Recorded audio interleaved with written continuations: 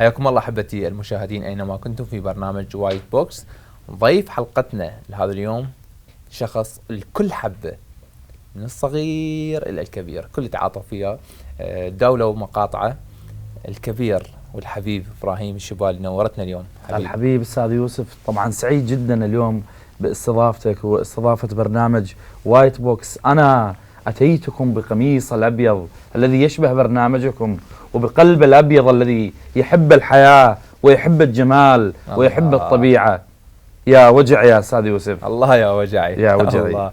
نورتنا مره ثانيه ابراهيم. الله يسلمك ابراهيم. احنا بكل حلقه قبل نبدي نسولف ونحكي نشوف من هو ابراهيم الشبالي، فخلي نروح انا وياكم المشاهدين نشوف من هو ابراهيم ونرجع.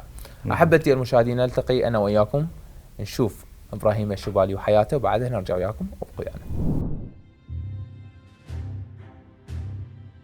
إبراهيم الشبالي هو شاعر وكاتب من قضاء الشرقاط، لقب بشاعر الوجع، وقال عن نفسه: أنا الكاتب المنسي بلا عنوان. كانت أمنيته الأولى أن يمتلك سيارة خاصة به. تخرج من كلية التربية قسم التاريخ جامعة تكريت. عرف الشبالي بالتواضع وطيبة القلب، وهذا ما جعله الكثير من المحبين. ما زلنا مستمرين وياكم احبتي المشاهدين، ورجعنا ويا ابراهيم. نورنا مره ثانيه ابراهيم. الله يسلمك الحبيب استاذ يوسف. نور.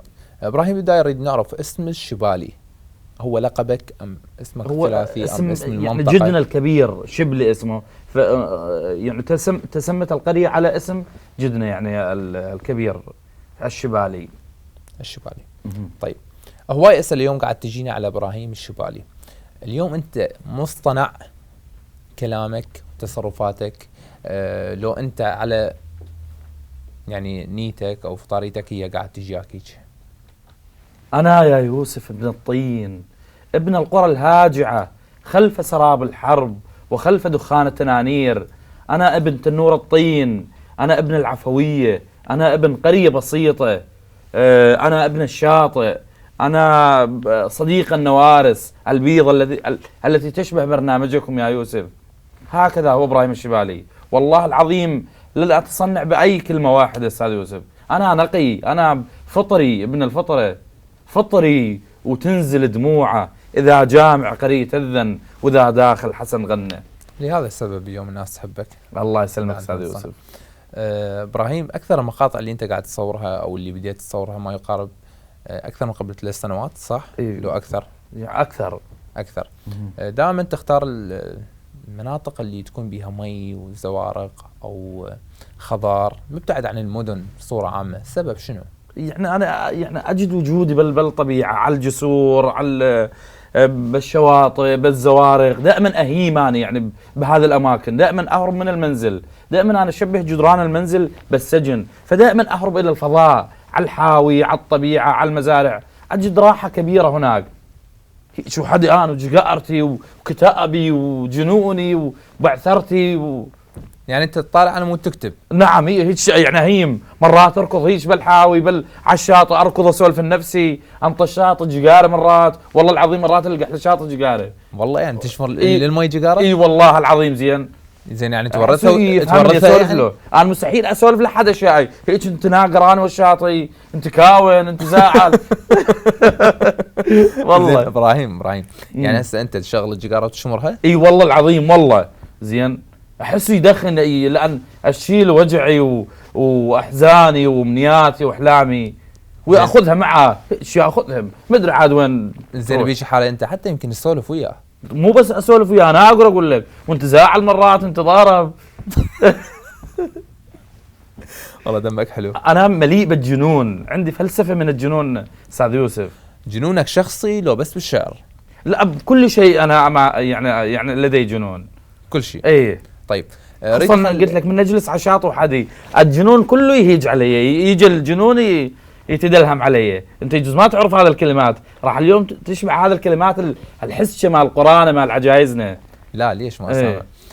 كل بيت اكيد بشخص انه كبير او احنا نسميهم امهات قبل يعني عندهم شويه مصطلحات هاي الغريبه. صحيح. اول مره بنسمعها انه يقول لك ها شنو هاي المصطلح، بس بعدين نفتهم واليوم انا مثلا حكيت وياك انت من المحافظه، اروح للمحافظات الشماليه، المحافظات الجنوبيه او الوسطى، اكيد تعلم انه كلمه كلمتين، وخاصه اذا بقيت فوق ال10 ايام بعد يقول لك خلاص صحيح صحيح. من 10 قوم من 40 يوم صار مثله. فعلا. طيب هواي اليوم يسالوني نفس الوقت، طبعا اسئله هواي عليك ابراهيم، ستايل ابراهيم شنو؟ شعرك يعني انا دائما احب هذا انا دائما اطلق على نفسي فيلسوف دفين. اتاثر بالشعراء مثل ما تاثر بدهم عادل في شعره، اتاثر بذول الفلاسفه، يعني حتى ما له هسه احلق مرات. زين تتاثر شكلا لو كتابه هم يعني؟ والله هي شكلا وكتابه متاثر انا بدهم عادل بشعره وهيك من يمشي بالمتنبي هيك انا والشعر ما الواهز زين لا ليش مثلا نشوفك مثل ادهم انت بالمتنبي متى تروح؟ والله مرات اروح والله. يعني رايح المتنبي؟ ايه. اوكي زين، انت قبل سنتين طلعت بلقاء تمام، قلت انا حلمي ان اليوم اصير شاعر وكاتب. نعم. من المنصه اللي طلعت بها قبل سنتين للمنصه اللي احنا متواجدين بها اليوم، حققت حلمك لو بعدك؟ انا يا يوسف، انا يا يوسف هاي انا يا يوسف شاعر لا يحتاج الى قصيده، فانا قصيده وتمشي على الارض، قصيده من الوجع والاحلام والامنيات يا صديقي يا يوسف. طيب. فانا شاعر لا يحتاج الى قصيده. انت شاعر ما يحتاج، انا لا يحتاج الى قصيده. احترم قرارك تمام. انت بهيش حالة حتخليني انه اتطرق للفقرات اللي عندي بالبرنامج، بس الفقره اللي راح اتطرق لها وراح احكي بها هي الفقره الثانيه او الثالثه انا اعتبرها، بس مع ذلك راح اعوف الفقره الاولى والفقره الثانيه اروح الفقره الثالثه حتى اربط الفقره مع كلامك. انت قلت انه انا شاعر وما يحتاج، انا يعني شاعر لا يحتاج الى قصيده. صح. الفقره اللي هي حق الرد، اليوم انت متعرض للموقف او متعرض للموضوع، فلك مطلق الحق والحريه انه ترد على هذا الموضوع. لهنا تمام ابراهيم؟ قبل سنه طلعت بلقاء برنامج اسمه اعتقد مخ الشاعر. اي مخ الشاعر، وبرنامج يوتيوبي هم سوى احد ابناء القرى الشاعر مصطفى الرملي. تمام، تحياتنا له. نعم تمام. ايش قال؟ قال اليوم ضيفنا شاعر مخ الشاعر، شاعر لم يترك اي بصمه للشعر الشعبي. زين هاي اساءه لابراهيم الشبلي اليوم، وانت اليوم ابراهيم الشبلي اليوم انت اسم، اليوم العالم كله من يشوف ابراهيم يعني اذا ما يضحك انه يركض يبتسم وياه، يشاقه، يمازحه، ياخذ صوره وياه. صحيح لو انا غلطان؟ صحيح والله. وبالاكثر يعني انت اول ما دخلت للاستوديو ضحكتنا كلنا. الله يسلمك. فانت شلون تسمح اليوم انه لمقدم البرنامج انه يقدم ابراهيم بهاي الطريقه؟ هو مصطفى في حين هسه يوسف تناول كثير من الولد هناك اللي شعراء يعني معروفين طالعين هو اطلق على اسم البرنامج مخ الشاعر، يعني هو هم عنده شيء يعني يريد يعني يظهر اشياء يعني ما اعرف شو اقول لك. اصلا انا رحت البرنامج ما بدون تخطيط اصلا. أوكي. حتى مو مشاهد رحت. أوكي. والله العظيم رحت البرنامج مو مشاهد اقسم بالله. اوكي راح اجي. تمام. انت ايش قلت؟ البرنامج اسمه مخ الشاعر. هو من عرفك ايش قال ابراهيم؟ تدري شنو قال؟ قال شاعر لم يترك اي بصمه للشعر الشعبي. يعني انت اليوم ما لك اي شيء بالشعر الشعبي، يعني انت اليوم لا تجيد الشعر الشعبي، ما قدمت قصيده اليوم الناس تداولتها، يعني هذا المعرف اللي هو يجوز يقصده يعني.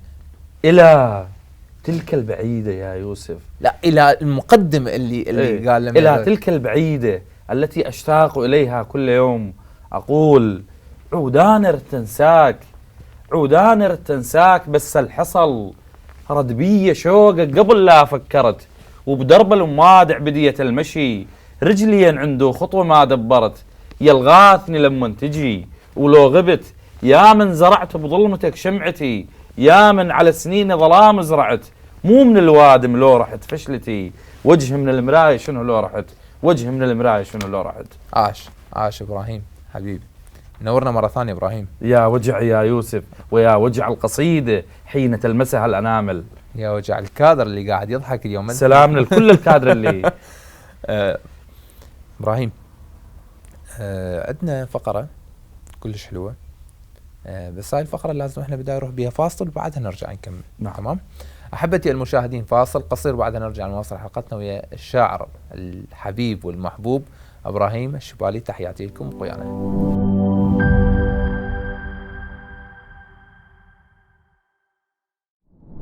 رجعنا وياكم احبتي المشاهدين في برنامج وايت بوكس مع الحبيب ابراهيم الشبالي. نورنا مره ثانيه. الله يسلمك سعد. ويا وجع يا ابراهيم، يا وجع يا يوسف، ويا وجع القصيده. الله عليك. ابراهيم انا قلت ترند لك هسه هذه على جوجل يا وجعي، والله العظيم.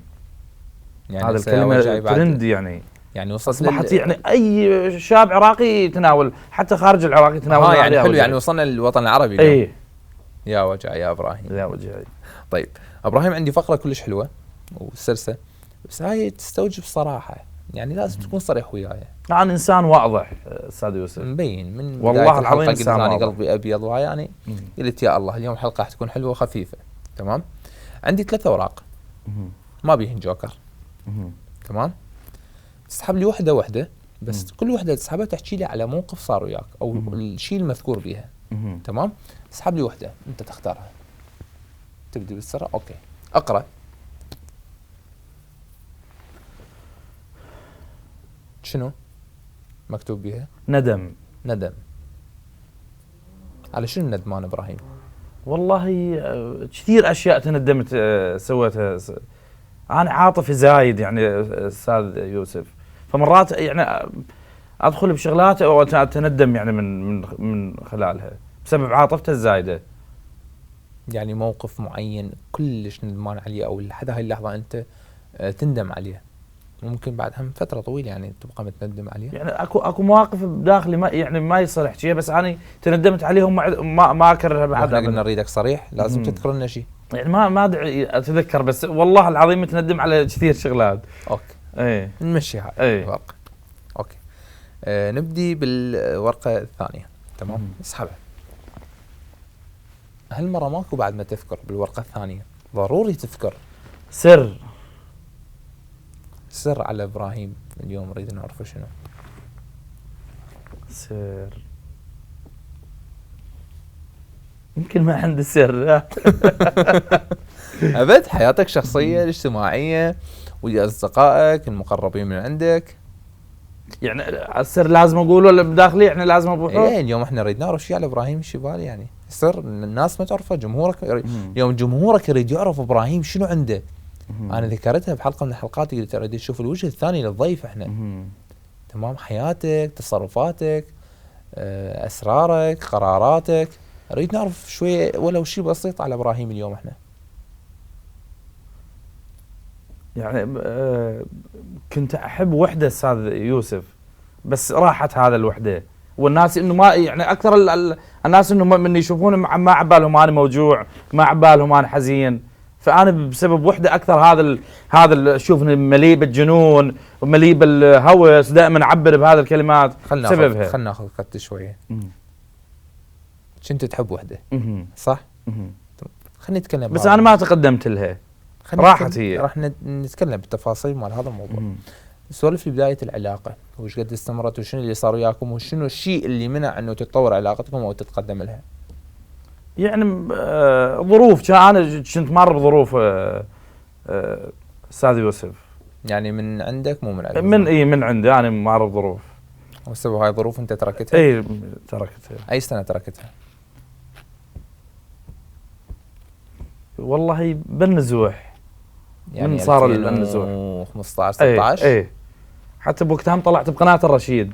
نعم. اي مع داليا وهيك لقوني بمول المنصور، وموجود مقطع مشهور يعني واعلامي معه، وهم بحت بقصيده وبحت بوجع من خلال هذا البرنامج. طيب لحد هاي اللحظه انت بعدك تحبها؟ لا. تنسى؟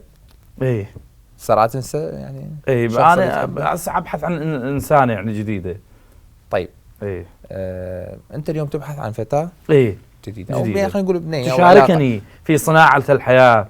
طيب. ابحث عن انثى تشاركني في صناعه الحياه. يوسف شنو اللي تغير او اكو شيء تغير عند ابراهيم بعد ما قبل الشهره وبعد الشهره؟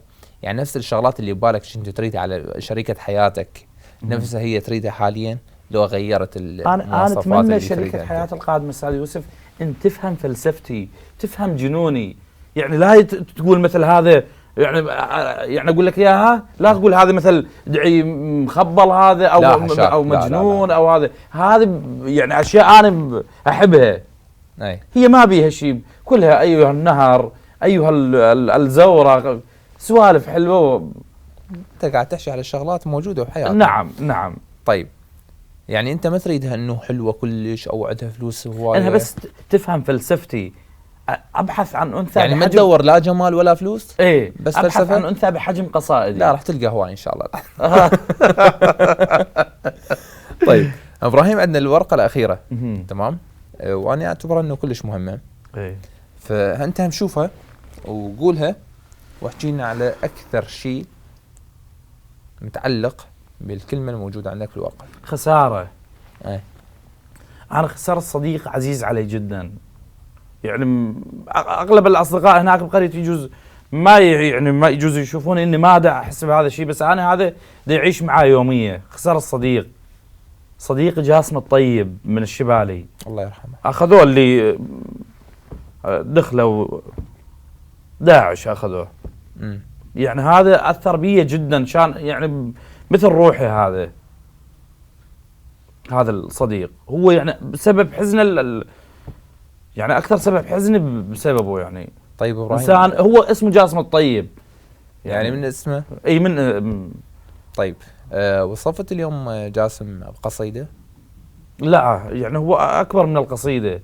اسم انسان يعني كبير بكل تفاصيله.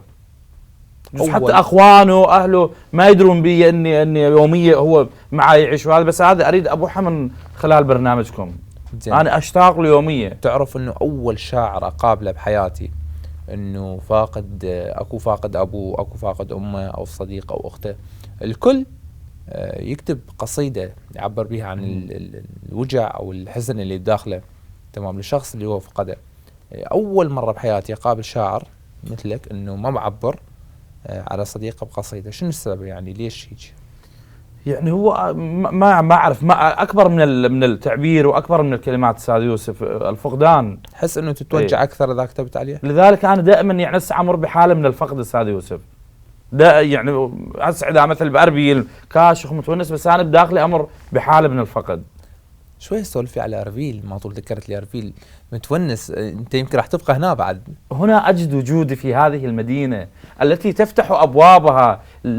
نحن الذين هاربين من القرى المنسيه، هاربين نبحث عن الجمال والحياه هنا في اربيل، هذه المدينه التي دائما تواسينا عندما ناتي معصورين من الوجع والحزن وانا دائما اقول استاذ يوسف، ما اسوأ ان تفوتك الحياه بسبب موقعك الجغرافي. انت ما فايتك الحياه بسبب موقعك الجغرافي لو زينه؟ لا الحمد لله والشكر. يعني انا تفوتني الحياه بسبب موقعك الجغرافي. يا رب الايام تعوضك ان شاء الله انت يا رب. وكل شخص إن يعني شاء باي الله. بقعه بالعراق، سواء من الشمال الحبيب الى بصرتنا الجميله. تمام.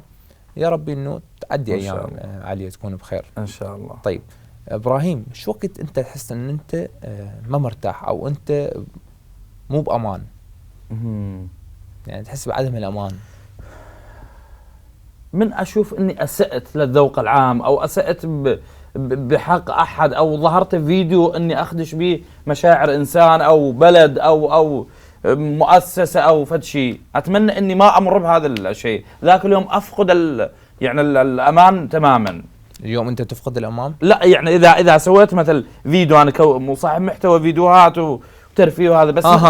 فهمت قصدك. اليوم انت ايه تحس بعدم الامان مثل اللي يصير ساعدنا بالمحتوى الهابط اللي يتلاحقون من خلال اتمنى اني ما اسوي فيديو، انه انت ما تريد توصل لهذا ما اريد اوصل لهذا المرحله، ولا اسوي فيديو واحد يعني انتم الاعلاميين تبحثون عنه انه مسيء. وين اروح عود؟ اتمنى اني ابقى بهذه فطرتي وعفويتي، واستاذ يوسف مقدم برامجي يحبني يستضيفني مثل ما استضافني سال قحطان اللي هو دائما ينتقد ويحبني. سال قحطان، قحطان عدنان انسان مبدع. تمام. احنا مثل ما تناولنا الاستاذ احمد، حتى الاستاذ احمد البشير هذا باكج كامل احنا نجي عليه بعدين. تمام. طيب احنا تكلمنا عن احتضانك وحبك لاربيل. نعم. تمام. احب هذه المدينه جدا. طيب ذكرت لي قبل قليل ان انت من قرى او بقعه جغرافيه منسيه. نعم. طيب الظروف اللي خلتك تطلع من عندها، لو انت قررت انه خلاص انه انا اليوم عندي موهبه لازم العالم كله يشوفها، لازم العراق كله يعرف منه هو ابراهيم، يعني انا اذا ابقى بهاي المنطقه المنسيه ما حد راح يكتشف موهبتي وما حد راح يعرف اني شنو او شنو عندي. قررت لو انجبرت؟ انا قررت قرار كبير اني لازم اخرج. انا ما اقدر اظل يوم واحد بالبيت، دائما هيك رحال مسقف رجلان، يعني من اطلع من البيت ما احدد وين رايح، من احدد تفسد الرحله. دائما اقول هذه الرحله بلا عنوان، صهر يجي ياخذني على بغداد، مدري وين ياخذني على الموصل هيك. يعني والله يعني تركب صار يجي ياخذ. اي والله العظيم هيك احب الهيام. هم دائما الكتاب وذول اللي عندهم شيء من الجنون يحبون هيك فلسفه الحياه. زين، اغرب رحله مفاجاه صارت لك بدون انت ما تقرر وين تروح اليوم؟ فجاه مثلا شفت نفسك باربيل او بغداد او بالانبار او بالبصره او بالموصل، ما تعرف انت. اغرب شيء طلعت اليوم انا من بيتكم وما تعرف وين تروح وطلعت المكان. يعني مرات حتى اللي يشاهدون السوريات يقول مثل بربيل، كركوك بنفس اليوم، العلم. يعني العلم منطقه اسمها الخرجه دائما ازورها، هذه دائما اجد وجودي بها الان. اهلها طيبون ويحبون ابراهيم الشبالي جدا. منطقه العلم في صلاح الدين. اتمنى استاذ يوسف ان ترافقني في زياره الى العلم. الشرف، لان هذه دائما ازور هذه. اهلها يعني يدعوني، يخابروني، يدعوني. انا شباب من اللي احب انه اشوف المناطق، اي المناطق الريفيه. طيب اليوم انت عندك بوصله، تعرف شنو بوصله؟ تمام. هاي البوصله بيدك اليوم انت ابراهيم، لازم توصل هاي بيدك. شنو تتمنى بداخلك عقليا وفكريا وقلبك، يعني انه وين توقف هاي البوصله على مود تتجه انت لهذا المكان؟ استاذ يوسف انا اتمنى يعني ازور دبي. يعني حاليا يعيش معي هذا الهاجس. اتمنى ازور دبي. يعني طموحك خارج العراق؟ اي. شنو الشيء اللي منعك انه تروح دبي؟ والله يعني لنفرض انه اني مثل الوالده، الاهل، او هي شيء. يعني اريد اروح هناك وما ارجع. يعني تريد تستقر؟ اي استقر بيها. طموحاتك عاليه ابراهيم انت. زين لو ظل بالقرى احسن لي. لا بالعكس، الاطلاع حلو ومفيد ويطور، موهوس بهذا المدينه، ويطور ويثقف. استاذ يوسف انا موهوس بالامارات، بدبي موهوس بيها، ما اعرف ليش. هي اليوم محطه لكل دول العالم. انا ما اسمع بس خليجي، يعني اغاني بس خليجيه ايش قد وشعر خليجي. متاثر بدشاديشهم، دائما افصل نفس دشاديشهم. حلو. اي زين، ما حد قدم لك عرض انه تروح ويا دبي؟ والله لحد الان ما حد قدم للاستاذ يوسف. طيب ناخذ فاصل بعدها نرجع. نعم نعم يا وجعي. نعم يا وجعي. احبتي المشاهدين، فاصل قصير بعدها نرجع نواصل حلقتنا ويا الحبيب ابراهيم الشبالي منورنا اليوم. ابقوا ويانا.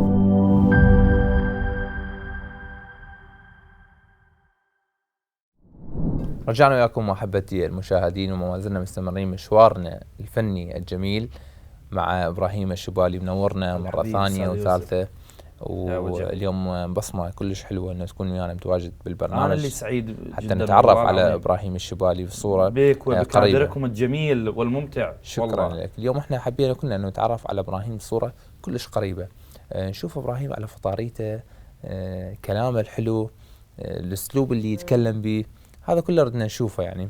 تمام. قلت لك أنا قبل نروح فاصل دقائق، قلت لك عندنا موضوع أحمد البشير، هذا باكج هو اللي يعني يسعى الرائج الآن، حتى الفيس رائج الآن. تمام، هذا نتكلم به. تمام. خلينا نتكلم على أحمد البشير. علاقتك بأحمد البشير شلون اليوم أنت بديت تتداول أحمد البشير، وشنو السبب وشنو الغاية من عندها؟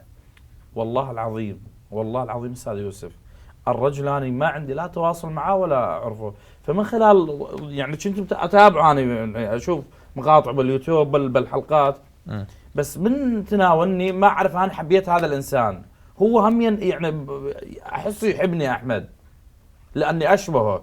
أنا أحمد صراحة يعني ما أعرفه، بس نفس الشيء، أنا ما ملتقي به ولا أعرفه ولا عنده، لحد هاي اللحظة ما عندي تواصل معه. اللي أسمع إنه هو يمتلك روح كلش حلوة وقلبه طيب، بس يعني أنا وإنسان مثقف. أحمد يقرأ الكتب ومثقف جدا، بالتالي هو مقدم برامج يعني، فهذا شيء وارد يعني طبيعي. فنرجع لموضوعنا يعني. أنت بديت مقاطعك إنه تتكلم عن أحمد البشير، لو تستهدف به أحمد البشير.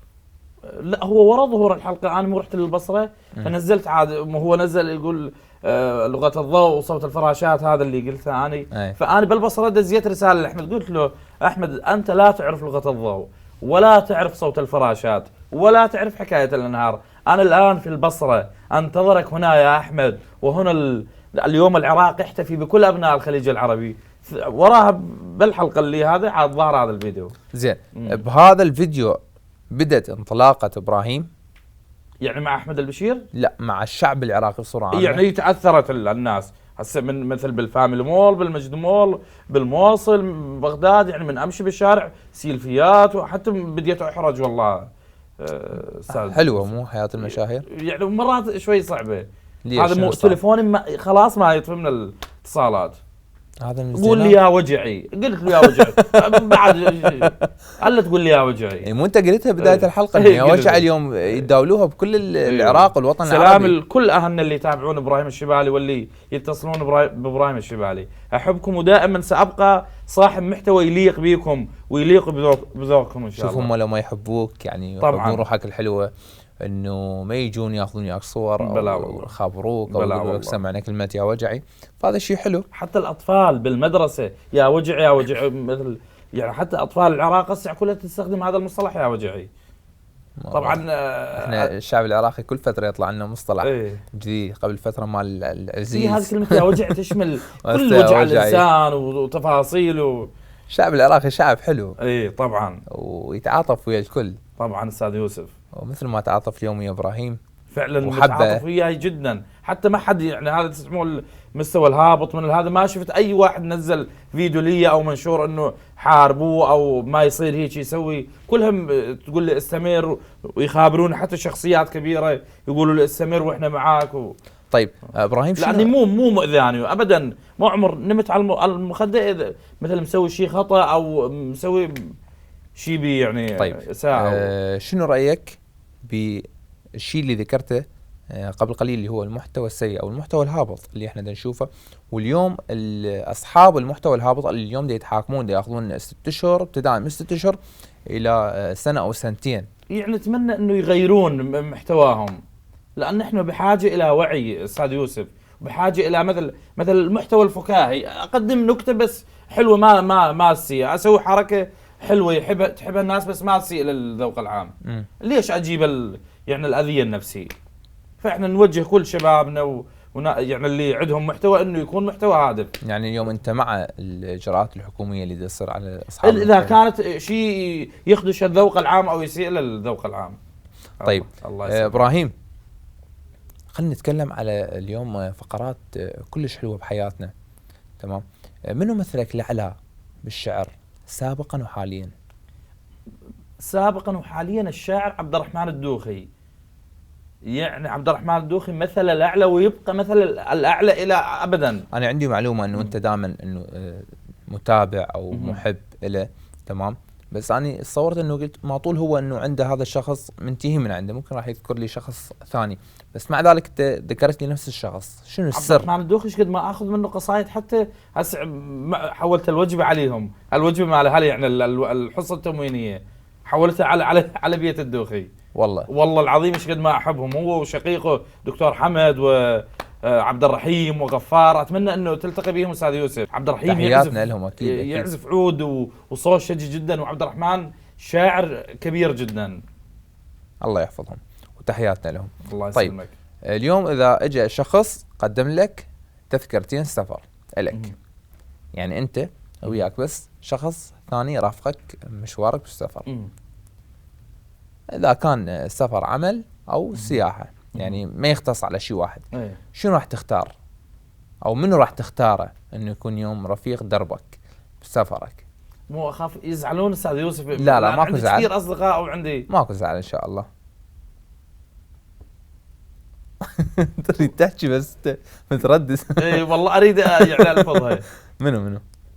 بصراحه شاب اسمه صلاح المسعودي، يعني هذا دائما يعني اريده دائما بهذا الرحلتين يرافقني بالسفر. من منطقتك؟ اي هو من منطقتي صلاح. زين صلاح تواصلت وياه بعد الشهرة اللي انت بديت بيها؟ يعني مرات نلتقي انا وياه. بس مرات. هو يعني مو دائما. احسه يفهمني جدا وحريص علي جدا. اها حلو. ايه. طيب ابراهيم، شنو اكثر شيء يزعجك بالحياة؟ يعني انت هذا الشيء انه تقول عندي خط احمر انه ما اوصل لابد. انا اكره العنف بكل اشكاله، يعني ما احب اني يعني حتى ارد على احد ما احب العنف ابد. اي اكره العنف جدا واكره المشاكل جدا. احب اعيش بهدوء وهيك مسالم اقضي حياتي، لان هو العمر مره واحده استاذ يوسف، والله مره واحده، لازم نقدم بيه رساله حلوه. طيب اكو شيء بشخصيتك انت اليوم ما حابب تغيره؟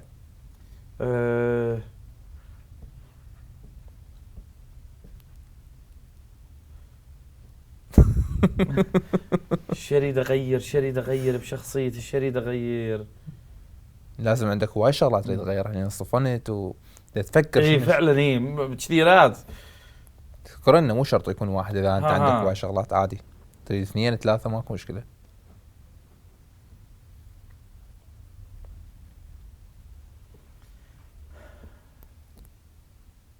والله ما اعرف. يعني انت تفكر وما تعرف؟ اي ما اعرف. مثلا انه كلامك، وانا هيك عايش هيك على الفطره، فما اعرف شو اغير. كثيرات تاهن علي. اها إيه. مثلا طيبة قلبك او ايه شيء. ايه. زين. واتمنى الناس تفهم هذا لا تلوثون هذا الطيبه البيئه، يعني اكو ناس مثل اذا يحشون علي وهذا. سمعت احد يحكي عليك؟ سمعت يعني كثير والله. منو ليش؟ يعني مرات بالتعليقات اسمع مثل من اشخاص ما مسوي لهم شيء يعني. هم اكو حد انه يجاوز عليك بالتعليقات؟ ايه. يعني يوصل مرحلة انه يشتم؟ ايه. زين، هاي الكاميرا لك. اي شخص يتجاوز عليك او يسيء عليك او يشتمك، شنو تقول له بشيء يعني بسيط؟ انا اقول له انا مسامحك وانت ورب العالمين تنجازون.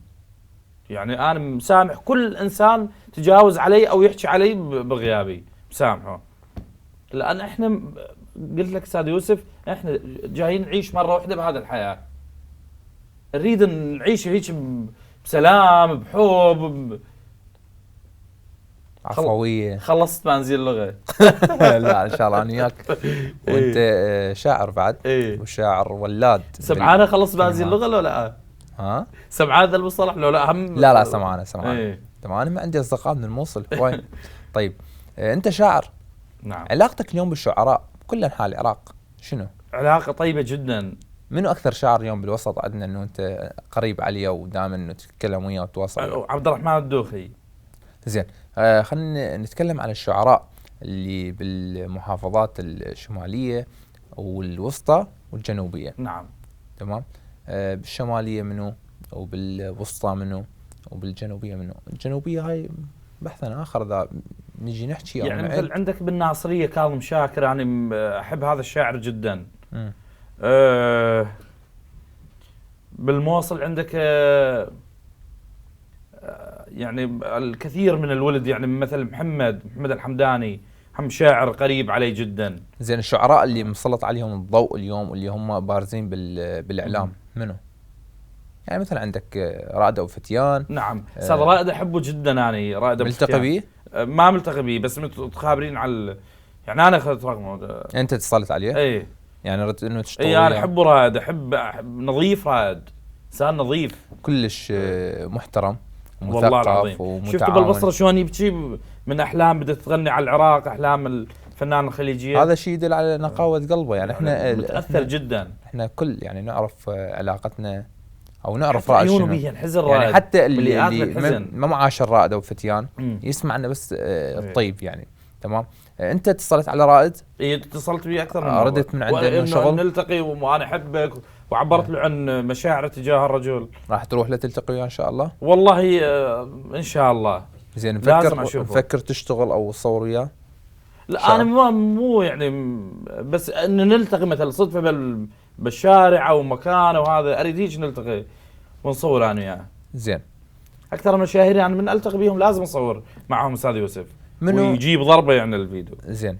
انت تحب الضربات، تجيب ضربه. طيب ابراهيم، منو بداية مشوارك وبداية الفيديوهات اللي طلعت إلك أو العالم بدأت إنه يشوفها، إجا وقال لك هذا الشيء غلط، هذا الشيء ما يفيدك، إنه راد إنه يحبطك أو ما يخليك إنه تتقدم؟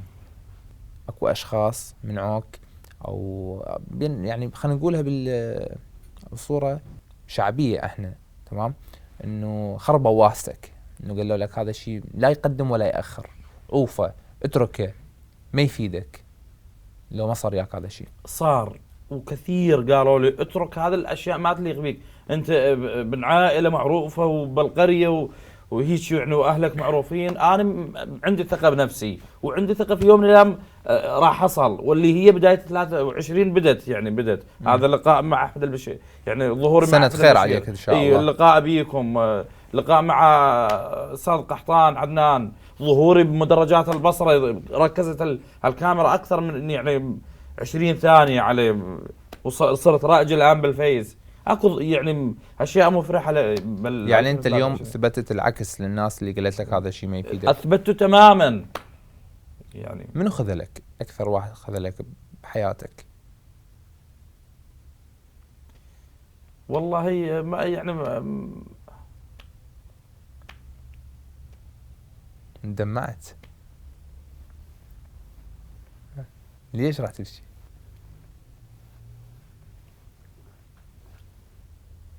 ما اريد اذكر هذا الشيء استاذ يوسف. دمعت عينك. يعني هذا السؤال عظيم استاذ يوسف، عظيم جدا. ممكن نعرف من خذلك؟ اليوم جمهور ابراهيم يريدون يعرفون ابراهيم اللي دائما يضحك ويبتسم برغم بكل حالاته، اليوم على سؤال انه يدمع. مو استاذ يوسف انا انسان طيب، فمرات يعني اثق زايد فيكون هذا مردود سلبي، يعني ما يعني طيبتي ترد سلبيه علي. طيب. لذلك قلت لك انا مر من قلت لي هذا السؤال جاء اكثر من شخص، هو يعني اكثر من شخص. اي اكثر من شخص، يعني انت مخذول هواي بحياتك. أي. زين. اكثر شخص اذى ابراهيم وخذله ولحد هاي اللحظه ابراهيم انه دائما يقول حسبي الله ونعم الوكيل عليه. لا انا ما اقول حسبي الله ونعم الوكيل، دائما اسامحهم بس ما يصير هذا المجازات. زين لحد الان انت تحس انه قلبك تاذى، تمام، او انضربت بظهرك خنجر، احنا مثل ما نقول، انه من وراء هذا الشخص او من وراء تصرفه، يعني منو هذا؟ لا احنا نحترم دام ذكرت اسمه، بس الموقف يعني شنو اللي سواه بحيث هيك اذاك؟ يعني اهم اشياء ما اريد اذكرها استاذ يوسف، لان هذا السؤال يعني ما اعرف شو اجاوبك عليه بصراحه. احترم قرارك. انت شفت اكو بيت شعر يقول مرات البشر بعيونه حد شيء يصير، مو كل السوالف واضحه، فانت اول ما سالتني هذا السؤال شفت عيونك شو سولفت لك.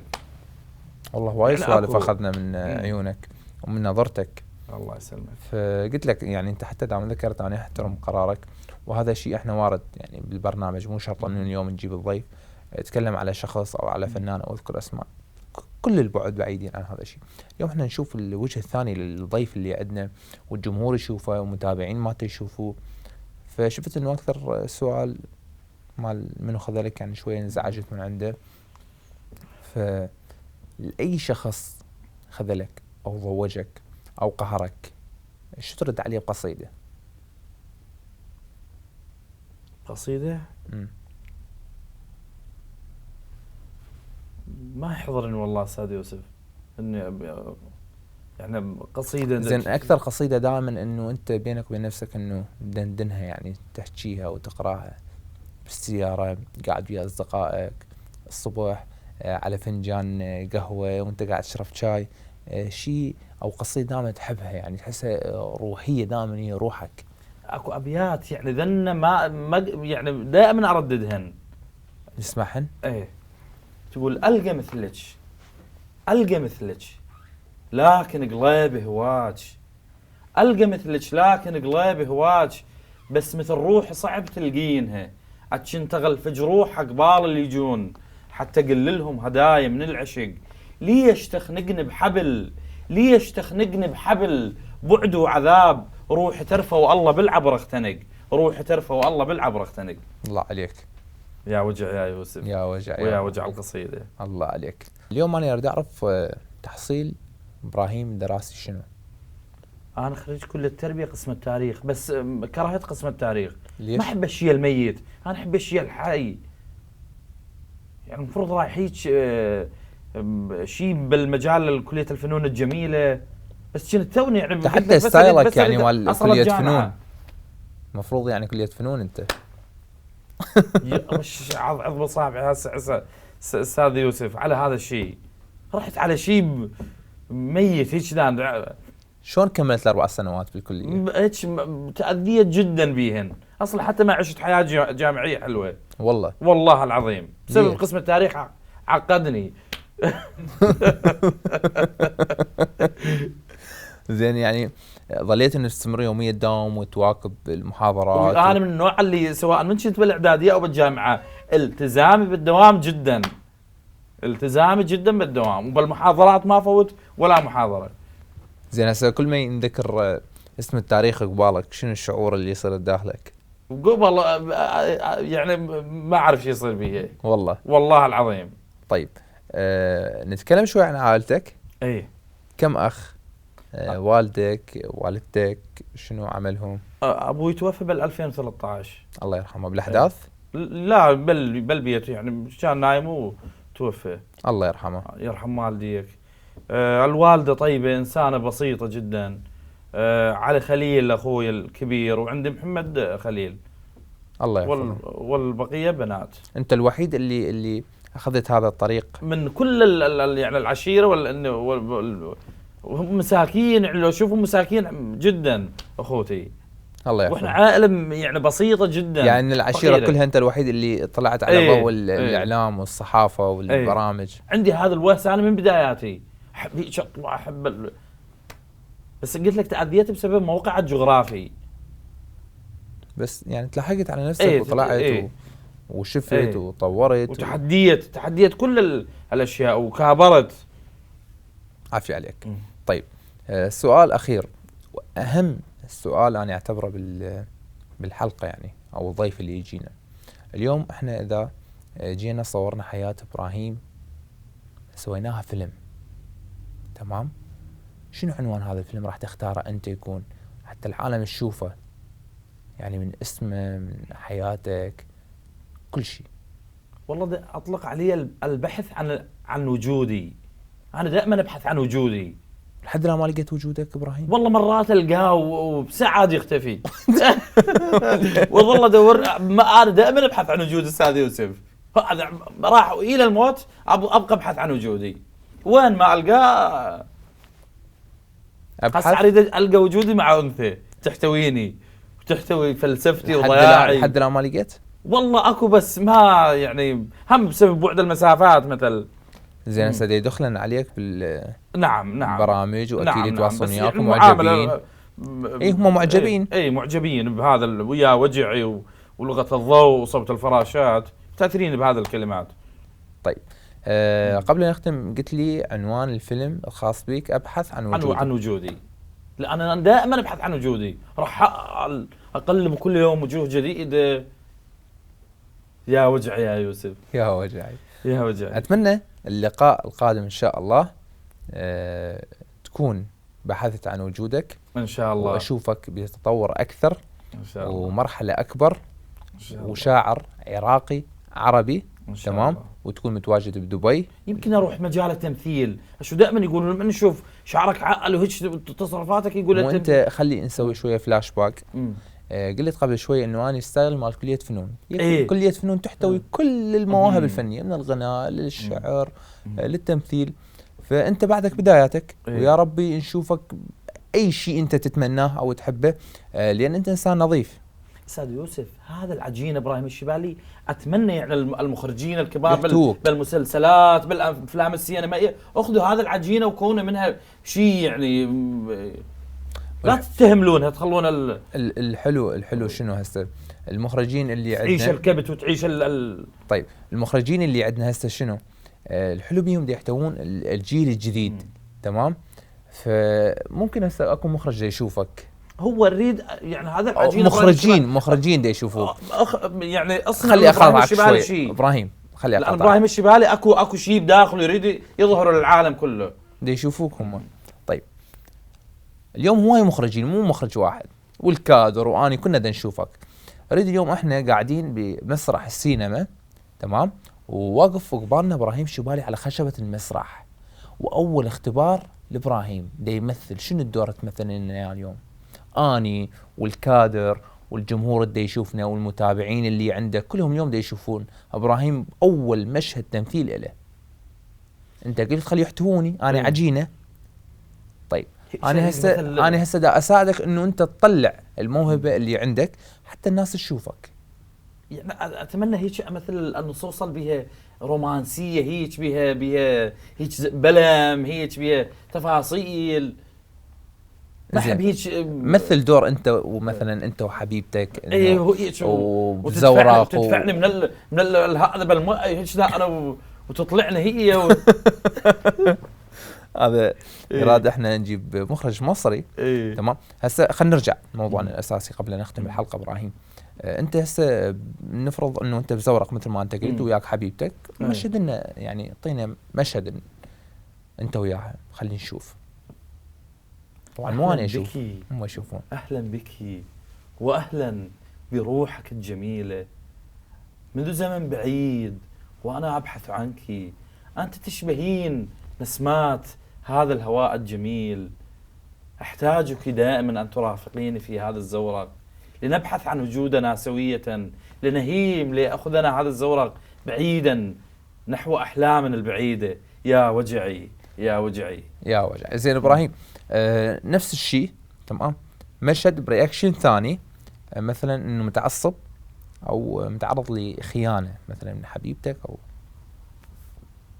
يعني ما مو احنا هسه شفنا نفس الوجه، نفس الرياكشن اللي اعطيتنا اياه، تمام، شفناه هم بالتمثيل، تمام. اريد اشوف رياكشن ثاني اللي ابراهيم متعصب او عنده متنرفز من شيء معين، فخلينا نشوفه قبل نختم، لان اليوم بده يشوفوك وهواي يشوفون الموهبه اللي عند ابراهيم. يعني نصيحتي للمخرجين اذا ارادوا يتناولون ابراهيم الشبالي في مسلسل او في تناولوه هيك هاي بالصحراء، هيك بزورق، اريد اشياء ترفع، لان انا اكره العصبيه والعنف. هيك مثل لابس يعني اي مشهد اليوم ينعرض عليك، تمام، بعصبيه وعنف ترفضه؟ مو ارفضه، انما ادرسه لازم. يعني هسه انت ما تقدر تقدم لنا لان انت ما دارس. اقدر، لان انا تعرف هيك احب الحياه. نتمنى لك كل التوفيق. الله يسلمك استاذ يوسف، تستاهل. تمام. الله يسلمك. اسعدتنا ونورتنا واسعدت الكادر. تمام. تسلم. وقبل لا اختم اقدم شكري وامتناني للشخص اللي وصلك الي، اللي هو صديقي واخوي بروه. نعم، اوجه تحياتي للاستاذ بروه، يعني هذا الانسان الطيب صديق جدا، الطفوله طبعا. هو كل الاحترام للاستاذ بروه، انسان طيب جدا وخلوق ومحترم والله العظيم، ودائما هو يحب ودائما محب ومساعد للناس. رساله يحب يحتويهم الاستاذ بروه. تحياتنا له اكيد. شكرا لك مره ثانيه ابراهيم، نورتنا. اتمنى اتمنى اللقاء الثاني يكون تحقق كل شيء انت تتمناه وانت تحبه، تمام، وان شاء الله نلتقي دائما نكون على تواصل. اتمنى لك كل التوفيق ابراهيم، نورتنا. سلامي لك ولكل الكادر اللي تعب ويانا بهذه الدقائق اللي مرت مرور الكرام مرات. شكرا لك، شكرا حبيب الحبيب. شكرا لكم احبتي المشاهدين. نتمنى ان تكون حلقه حلوه وخفيفه الظل مع الحبيب ابراهيم الشبالي. تحياتي لكم، تقبلوا تحياتي حتى ذلك الحين، في امان الله.